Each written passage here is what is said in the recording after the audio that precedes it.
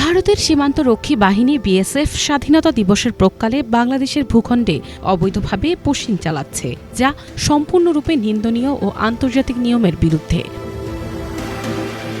ভারতের উত্তর পূর্ব মেঘালয় রাজ্যের বাংলাদেশ সীমান্তবর্তী এলাকায় অপারেশন অ্যালার্ট নামে বিশেষ নিরাপত্তা অভিযান চলছে। মেঘালয় পুলিশ সহ অন্যান্য আইনশৃঙ্খলা বাহিনীর সঙ্গে সমন্বয় রেখে সীমান্ত সংলগ্ন এলাকায় অতিরিক্ত সেনা মোতায়েন করা হয়েছে। অভিযান চলবে ১৬ আগস্ট পর্যন্ত। এদিকে পঞ্চগড়ের ঘাগড়া সীমান্ত দিয়ে নারী শিশুসহ ২৩ বাংলাদেশি নাগরিককে ঠেলে পাঠিয়েছে বিএসএফ। একই দিনে জয়পুরহাটের কয়া সীমান্তেও ৫ বাংলাদেশি নাগরিককেও ভারতে প্রবেশের অভিযোগে পুশিং করেছে ভারত।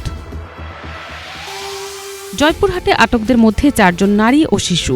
কয়া ২০ বিজিবির ক্যাম্প কমান্ডার সুবদুর আলাউদ্দিন জানিয়েছেন, সীমান্তের ২৭১ নং মেইন পিলারের ৩৫০ গজ অভ্যন্তরে বৃষ্টি ভেজা অবস্থায় তাদের ঘোরাঘুরি করতে দেখে বিএসএফের সঙ্গে যোগাযোগ করা হয়। পরে বিজিবির সঙ্গে সমঝোতায় তাদের আটক করা হয়। প্রাথমিক জিজ্ঞাসাবাদে জানা গেছে, আটকরা খুলনার বাসিন্দা হলেও দীর্ঘদিন ভারতে অবস্থান করছিলেন এবং কেরালার এন্নাকুলামে একটি ভাঙড়ি দোকানে দিনমজুর হিসেবে কাজ করছিলেন। ভারতের জোরপূর্বক পুশিংয়ের ফলে দুই দেশের উত্তেজনা ক্রমেই বাড়ছে।